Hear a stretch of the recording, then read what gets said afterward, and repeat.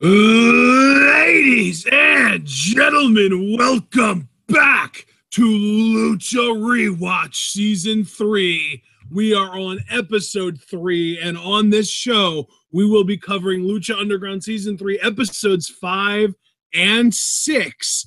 Episode 5 was titled The Prince and the Monster.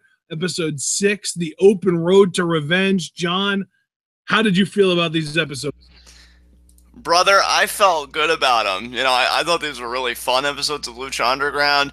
Narratively speaking, not too much happened, although I will say we did get the start, and I believe that was at the end of episode, I want to say 5, of really one of the best angles the entire season, that being Dante Fox and Killshot. Yeah. That was great. But other than that, I don't really think much of any kind of narrative significance happened. Like you and I were saying before recording, these 2 episodes were really more emblematic of just great in-ring work, especially matches like Prince Puma versus Matanza, which happened in this batch, which was just a shit ton of fun. But yeah, man, just good shit all around. I can't wait to dive into this, and whenever you're ready, let's do it. All right, well, let's get right into episode 5, where we start things off. Obviously, we start with a recap, but then we open the show itself with, of course, Darius, Diet of Doom. And who does it land on? Prince Puma. That match is going to end up being the main event, and Cueto straight up tells Puma that he's only going to be the next in a long line of casualties. So this is all setting up that big match, main event that night, and it ended up being a great match. What did you think of it? I thought it was a brilliant match. Really, what I appreciated, watching it this time around was Puma's power game. Yeah. Seeing him do the whole Northern Lights brainbuster spot. Yeah, like just seeing him able to catch Matanza in midair and manhandle him, knowing how much Matanza does that to other people, was cool to see. It's just another reminder, and I don't say this with like any salt or anything, because we've talked about it extensively enough, but now that Puma, aka Ricochet, is gone, like they really did everything. Like, I don't know a guy that was protected more or really looked better so consistently in their time at the Temple than Prince Puma.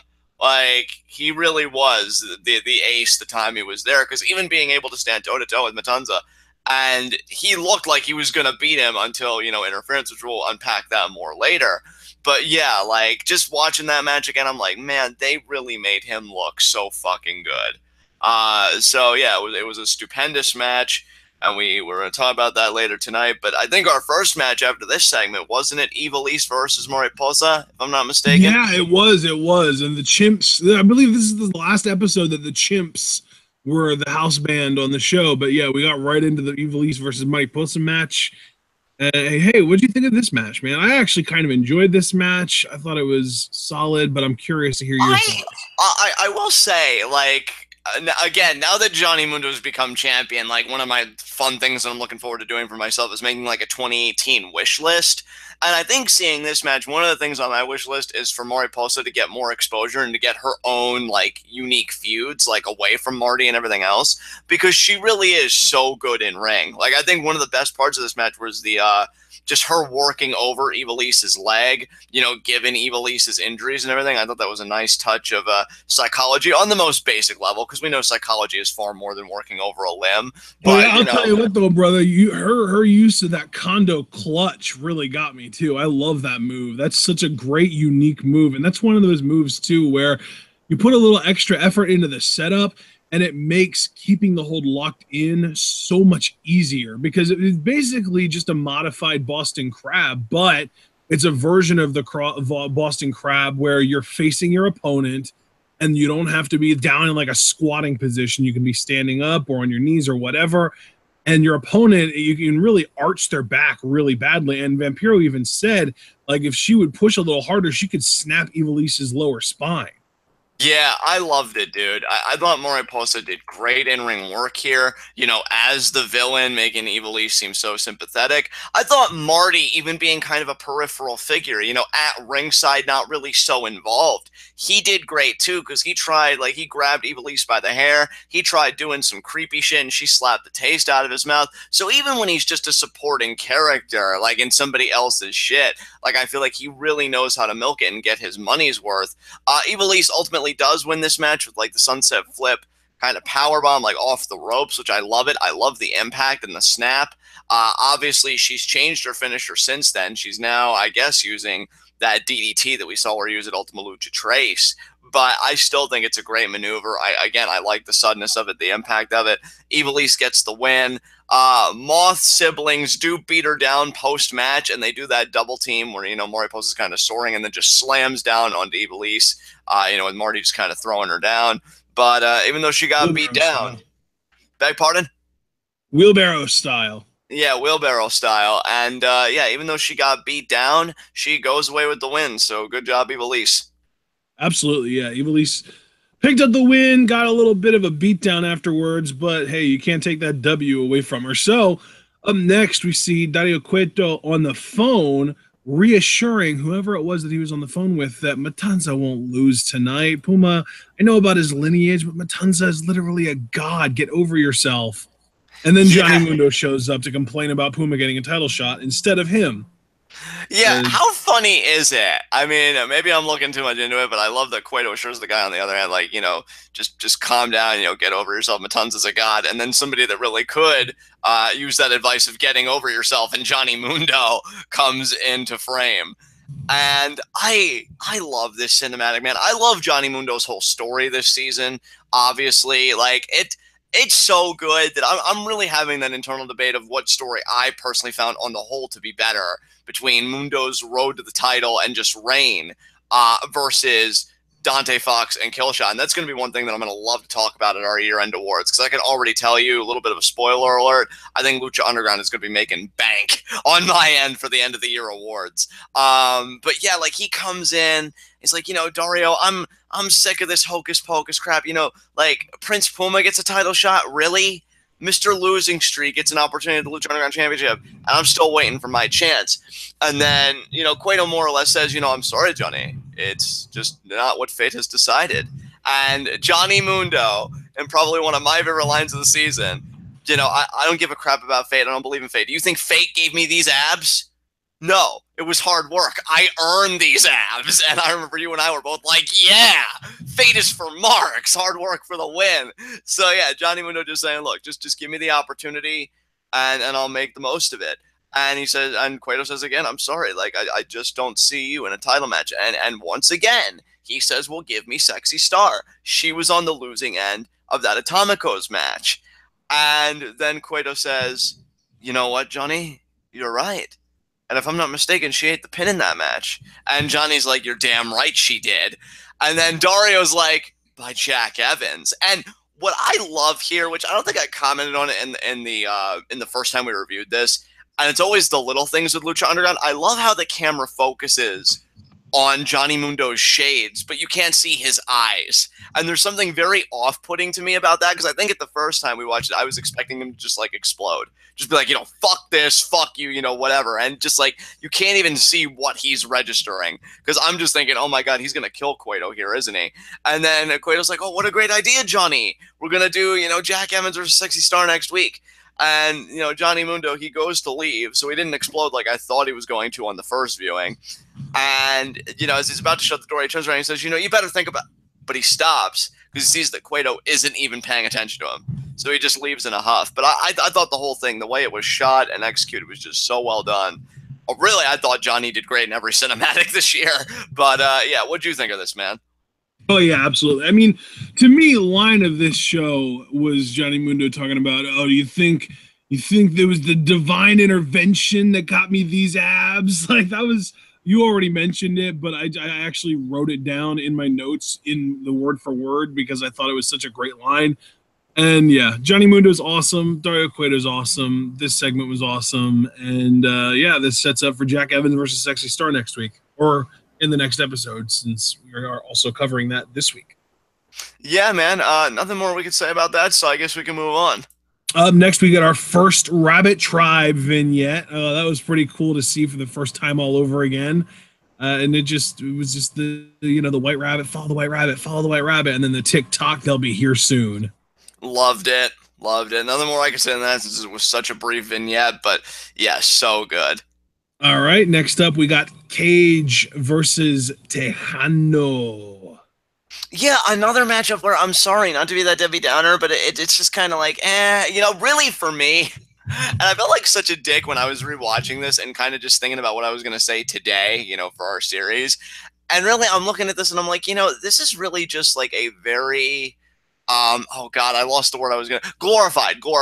It's just like a really glorified exhibition match in my mind for Cage, because that's like all I really care to watch. Like, Cage really is one of my favorite performers in the Temple. Consider him winning the Lucha Underground title also on my 2018 wish list. And Tejano, like, he's not bad, but again, I feel like the best match these guys had in this series was the last one, and maybe even I'm romanticizing it a bit, which is why I'm actually excited for the rewatch, because I remember it being really good, but I may watch it then and I may just be like, But yeah, I mean, Cage is a freak. I love watching him work. He gets the win with, Matt Stryker called this the Lucha Destroyer at the time. Obviously, it isn't anymore, but pretty much an F5, on Tejano. So he's up 2-0 in this series. Why? Because Cage is fucking awesome, and he's not a man. He's a machine. So, partner, do you have anything to say about this match? I don't think so, man. I don't think I have anything else to add. This really, like you even said, like an exhibition match, whatever. To me, this was like a nothing match. This match was a throwaway. This best of 5 series, in hindsight, really did end up being kind of the worst part of season 3, even though it led to something cool happening. It just took so long to get there and felt so inconsequential until we did get there. Yeah, it really is, because I don't know in all my years of watching wrestling if I've ever seen a storyline where it's like the road was a bit tedious at times, but the narrative payoff, though, was like, and it's still paying off to this day. So I can't even really hate on it too much, given what we got. Where I feel like with WWE, both the road is tedious and the payoff just makes me, super low key want to die, in the words of James. So yeah, at least it was low key and not high key in this case. Exactly. But yeah, let's move on, man. What came after this?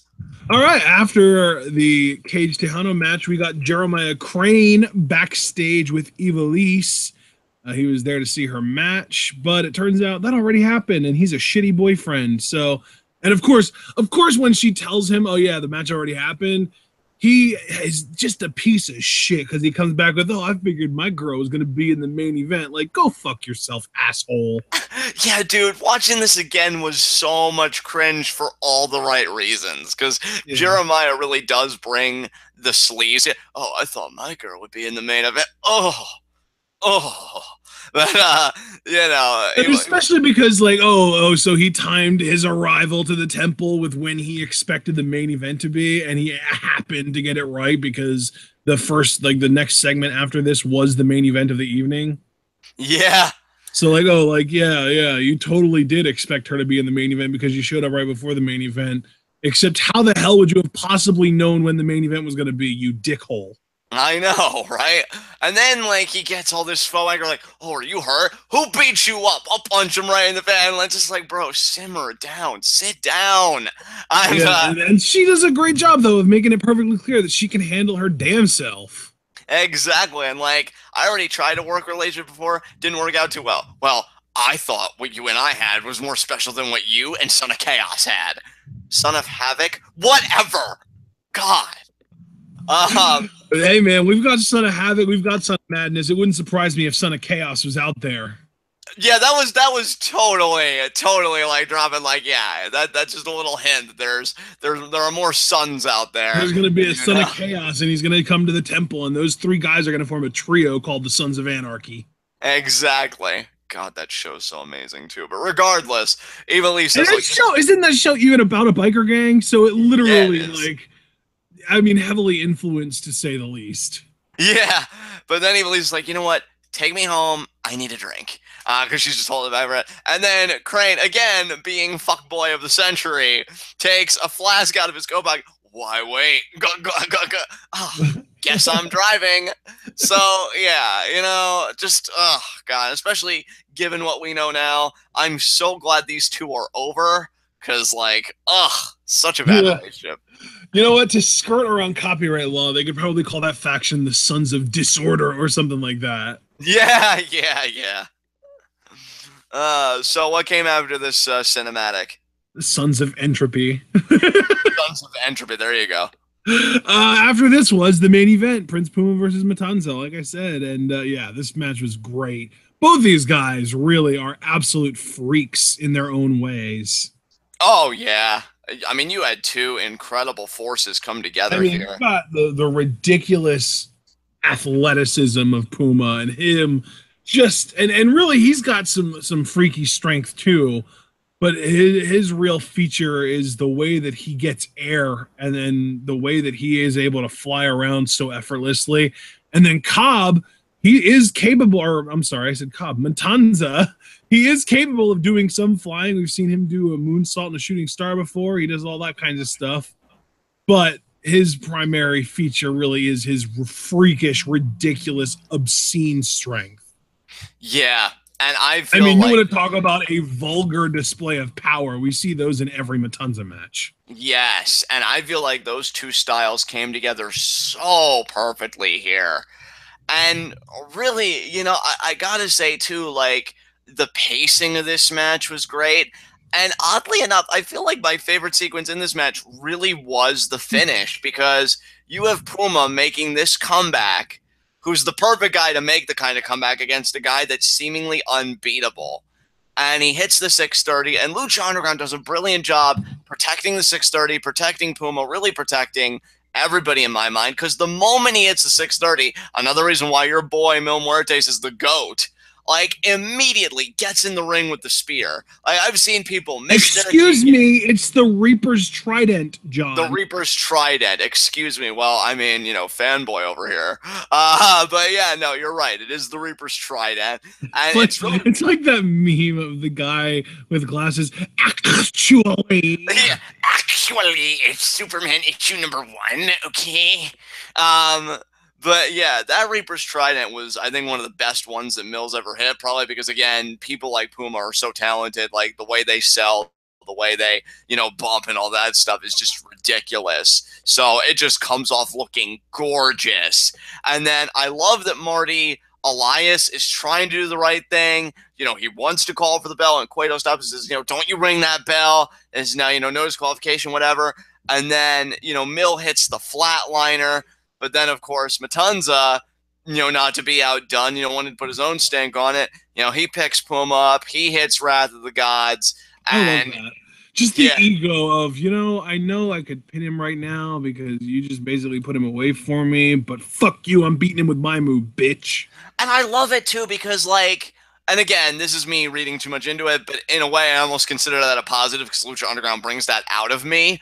But, like, you had in the earlier segment, Matanza's a god. And that god was totally humbled by, a mortal, but a mortal that's the last of their tribe with the 630, which he wouldn't have kicked out of because Matt Stryker, even though we get on him a lot, he made a great point on commentary where, just now is Matanza getting his shoulder up like Puma would have very clearly had this one. So it's almost like he's taking back his dominance after being so humbled with that Wrath of the Gods. And then, yeah, he gets the pin. Just a great match. Great story told of, Puma, like, always staying in the fight and then having won the fight if it wasn't for Mil Muertes. So, yeah, definitely an exceptional Lucha Underground Championship match, and not much more I can say than that. Yeah, this match was great. Then, though, after Matanza picks up the victory over Puma, we get credits, and then, of course, we get a post-credits scene which starts off with Killshot doing some bench press. He's getting his reps in, clanging and banging. And then Joey Ryan shows up, and he hands him an envelope. And, Killshot naturally is just like, oh, hey, what's this? And Joey Ryan says, hell if I know what it is. Some guy outside asked me to give it to you. And then Killshot was just like, oh, well, who was it? And Joey Ryan says, how am I supposed to know? What am I, a detective? Yeah, I love that. God, my favorite pig on payroll. What a douche. And then Killshot opens it up, and inside is a note on burned paper that says, you left me for dead. And then Killshot's like, what? Yeah, but this is really the start, again, of just a masterful fucking story. I mean, god damn, like, whew. I'm not gonna get too into it now because I do want to keep focused. But yeah, this cinematic, it really has all the ingredients of a great Lucha Underground cinematic. They give you It's crazy just to think enough. that this started on episode 5 because this lasted throughout the entirety of season 3 and culminated on episode 36, and then we had a follow-up on episode 38, which both continues the story but revitalizes it by taking it in a completely actually I got those direction. episode numbers wrong. It culminated in episode 37 and we got the follow-up in 39, I believe. Yeah, so you're talking about a story that literally spanned the entire season, and really that's significant because even though Lucha Underground like does a lot of like great overarching stories, there really aren't many that like continue like after a whole season. Like I know Katrina Evilise was one that definitely spanned seasons. You could say maybe Mundo Puma was another one, but yeah, like I think Killshot Dante Fox is in very special territory because like damn, their story just took all that time and masterfully so. And again, it's still not even over because now they're trios champions with the Mac. And, you know, I love it. And it all started here. It all started with this burned piece of paper. You know, you left me for dead. Just great, man. I love this. Really, honestly, the more I think about it, in all my years watching wrestling, this may be one of my favorite stories as a wrestling fan, period. This was just so good. So, yeah, this cinematic was great, but the best was only yet to come for these two. So that's all I have to say about that. Unless there's anything you want to add, we can get into episode 6. Let's get into episode 6. We start things off with a recap as usual, and then we start things off as far as content goes with El Dragon Azteca Jr. in the locker room being met by a chair-wielding Chavo Guerrero, and yeah, he tells Azteca that he's not going to let you get in the way of my revenge, and you know that's when he leaves, and who should walk in but Rey to find Azteca Jr. lying on the ground. And what do we get? The best moment probably in Lucha Underground history, because it's the only line that they've ever used that we quote to this day, regardless of how, you know, how old it might be or how long ago it might have been or how out of context it might be. Chavo! Chavo! Yeah, and you know, and I realized too, watching this episode again, like the steel chair really was Chavo's signature weapon. Like every major moment that Chavo's had, the chair has always like never been far behind. And yeah, I love how Azteca begins like, oh, I'm going to fight with honor, just like you taught me, you know, looking at a picture of the original Dragon Azteca. And then Chavo's just like, you're wrong, because you're not going to be fighting tonight at all. Bam! Chair to the ribs. And then like you said, I'm not going to let some punk kid take my revenge after Pentagon Dark almost took me out. And then I love the camera work, how he hits him over and over again in the skull, and it shows like the distorted vision. First person, yes. Yeah, that was so good, dude. And then Chavo's like, because I think he said it was his father in the photo with the original El Dragon Azteca. He says, my father kicked Azteca's ass that night. And then he walks up. And I love that Rey, like, nothing against Rey, although I'm not going to be saying that when we get to the later episodes when Rey's getting all up in my business. But, like, how inept do you have to be to not put 2 and 2 together? Because you literally walk past Chavo, you exchange glances, and then you see Azteca in that state, and the first thing you ask is, did Pentagon do this to you? Like, I hope you heard me facepalm, because goddamn, son. But then he does put it together, and of course, Chavo! You know, so you can't beat that. Great cinematic, hilarious. And yeah, that's all I got to say about that. So unless you have anything to say, we can move right along. All right, up next, we got our first match of the night, which was a tag team match. Dr. Wagner Jr. and Famous B teaming up to take on Son of Havoc and Mascarita Sagrada. We might as well just call these guys the embittered former clients. Yeah. Actually, you know, Son of Havoc wasn't a client, but Mascarita was. But Son of Havoc got screwed by Wagner. Yeah, dude. Can I just I love the way that they came out to the ring, though, with Son of Havoc and the motorcycle and Sagrada in the sidecar. Yeah, first of all, that entrance was boss. Okay. Love the energy from the face team. But can I just say, because I really don't have much to say about this match, but I will say this. Brenda is MVP. Because I love She's how, like, so even on good. I love how even on the entrance, he's like flipping on, naughty baby, naughty baby. And then when Dr. Wagner's on offense, like, you know, you've got Heyman being all menacing, like, oh, you got to 2 count on the champ. If he can't breathe, he can't fight. And yet, what's Brenda's signature thing? Put baby in the corner. Put baby in the corner. Oh God, I love her. I just want to hear more interviews with her in them because she is legitimately hilarious. Yeah, dude, honestly, I don't even know, man. Because, like, is she a wrestler or she has always just been a valet? Do you know if she's ever done anything She's on the a indies? model, dude. She's never been a wrestler. She got hired from Lucha Underground as a model. Because I love how, like, and that's why I would never want to overextend her. That's why I asked, because I give her all the credit in the world, because I know sometimes people that come from that world, you know, they flop, but maybe that is because they're overextended. But here, I feel like they gave her this role, and she just puts her everything into it, and I adore her for that. Like, yes, own that shit. Like, it's hilarious. You know, Masquerita does great work. Son of Havoc, you know, I love him. And Dr. Wagner, man, for his age, is still impressive as hell. Great physique. And I think, yeah, he was the one that you showed me him on Mass recently. Like, he is a silver fox motherfucker, man. Classy as hell. Like, Yeah. classy as hell. Like, god damn. But yeah, I mean, great match, dude. And the way it ended was great because the babyface team, you know, Masquerita and Son of Havoc, were looking to, you know, close the deal, get the win. But Dr. Wagner, you know, proving to be a great client, throws Son of Havoc over the rope onto the floor, which, I mean, he takes his back out, which Son of Havoc sells brilliantly. And then Masquerita's like, oh, I'm fucked, aren't I? And yeah, then Dr. Wagner Jr. hit the, like, Michinoku driver, and then he tags in Famous B. And I love how Famous B is just hamming it up, because Matt Striker had said repeatedly in this match, like, he's never won a match in the temple, this and that. And he knows he's about to get that first win, so he puts the stethoscope to Masquerita. And, like, that's the best cocky pin ever. Like, Jericho, eat your heart out, because not only was this a cocky pin, he actually got a 3 count with it. It was great. So, yeah, Dr. Wagner and Famous B win. I enjoyed it. And, again, Brenda MVP. You have anything you want to add about this? No, just continuing to emphasize how brilliant Holly Meowie is as beautiful Brenda. Yeah, absolutely. So what came after this, brother?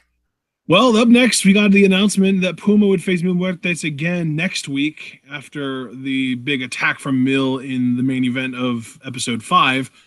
And then we get our next match, which was the Gift of the Gods match, Sexy Star versus Jack Evans. Yeah, you know, great match. Always awesome to see Jack Evans compete. I mean, he gets the mic, and essentially what he says was, you know, they're no longer going to be calling me the Dragon Slayer. They're going to be calling me the Star Destroyer. And Sexy just slaps the taste out of Jack Evans' mouth. They have a pretty decent back and forth. Of course, ultimately it does break down because Johnny Mundo comes in with still one of the best spears I've ever seen him do to Sexy Star on the outside, and then he immediately hides under the ring apron. God, I love Johnny so much.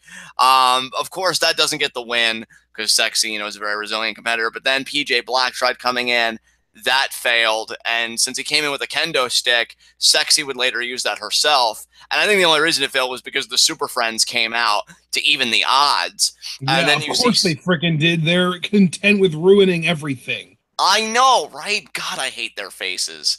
But then Sexy... I'm glad they lost the trios titles to the Reptile Tribe. They didn't deserve them. You're so right. God, Reptile Tribe forever.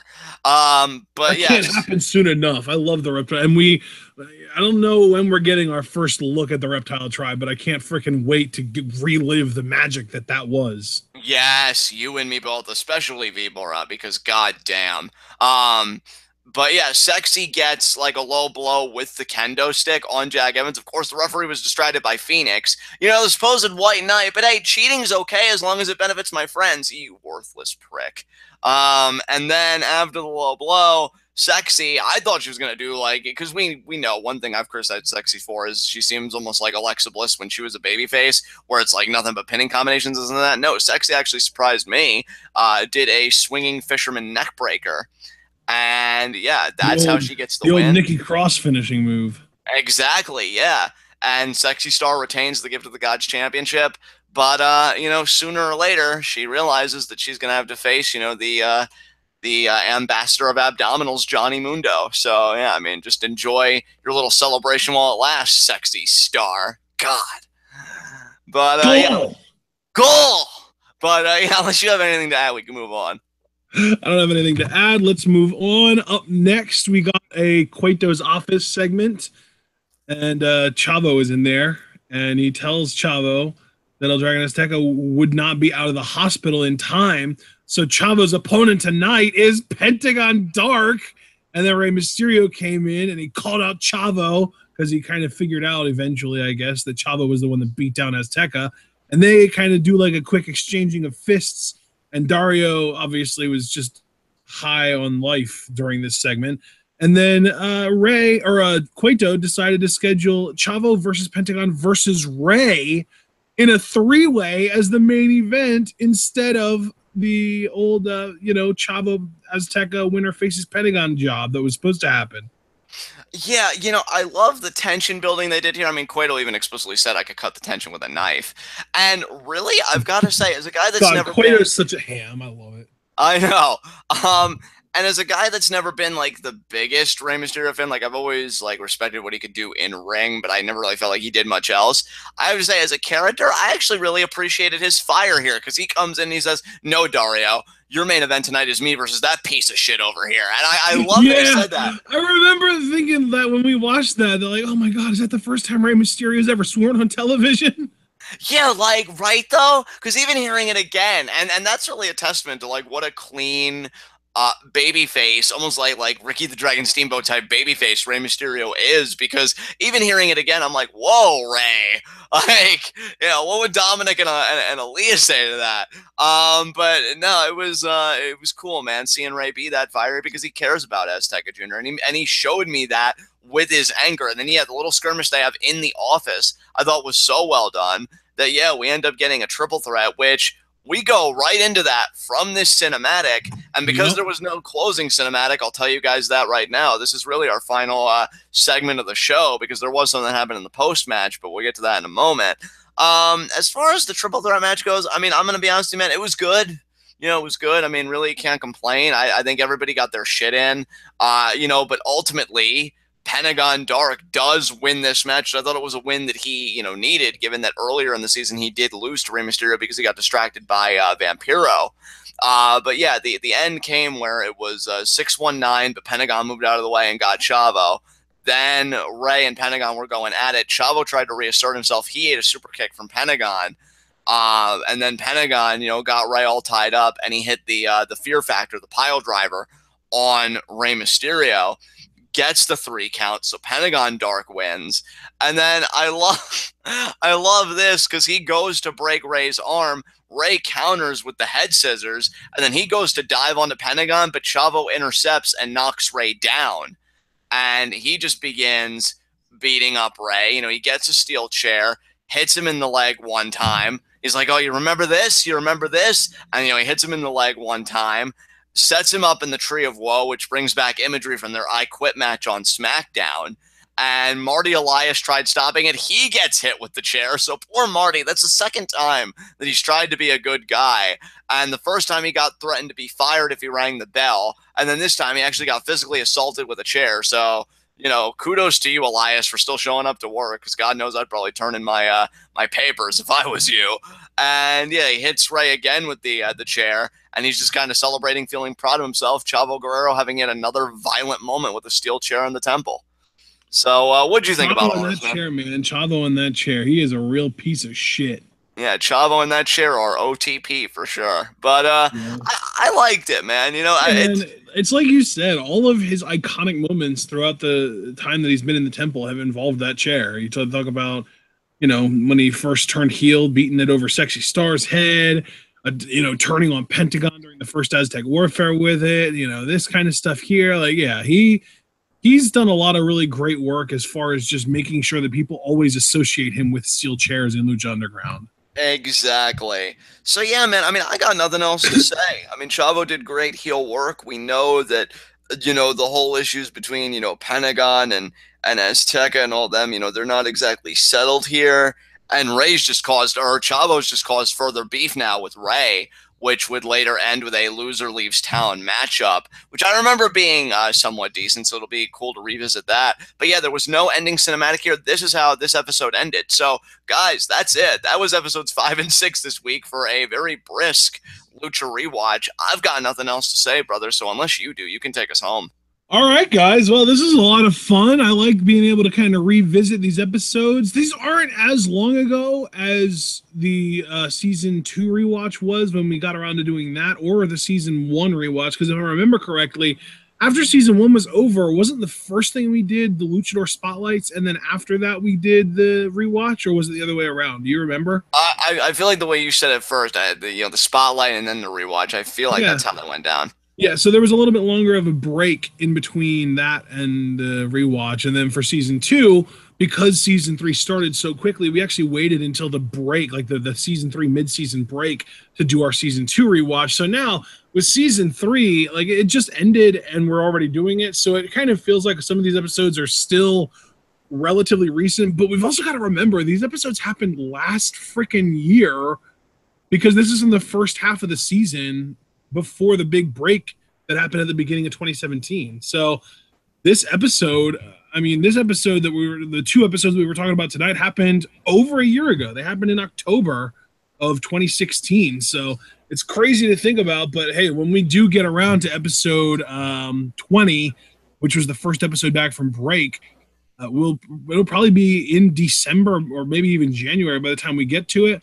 But that show will have happened in May, so that'll be a lot more recent. Now we're talking about stuff that's over a year old. But yeah, guys, this has been a lot of fun. I hope you all enjoyed what we had to say about these episodes 5 and 6 from season 3.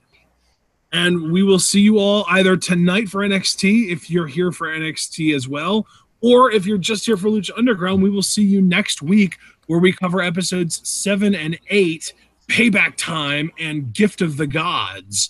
That should be a lot of fun. And yeah, I guess we're going to kill that, get rid of, close things out here. Just want to remind everybody to leave a like, leave a comment when this video is fully processed. Subscribe to the channel if you haven't already. And when you do, click the bell icon to get notified whenever we go live or upload a video. All kinds of different playlists are in the description if you would like to be able to go back and check out other Lucha Underground videos that we have made, that we've put up. We've got all 3 seasons of Lucha Rewatch, and since this is season 3 rewatch, I also have season 3 playlists, one for live reactions and one for the TWitWoW reviews that we did for every episode of season 3. And those are all in the description. If you would like to support us, you can do so on either Patreon or Teespring. You can buy merch on Teespring, or if you go on Patreon, you can donate to the channel. If you want to join our Discord, it's $3 a month on Patreon, and on top of the $3 that go towards getting you into the Discord, that money also gets added into a sort of an account that you get to kind of build up and eventually use to purchase requested live reactions. And that also goes into the community goal, which once we get to $120 a month from the entire community, we're going to start live reacting to Progress. So hopefully we'll be able to start doing that in December. And of course, follow us both on Twitter, like the Facebook, check out the subreddit, and we will see you guys, like I said, either tonight for NXT or next Wednesday for Lucha Rewatch episode 4. Hopefully you all enjoyed this one, and until then, just remember to always stay tuned.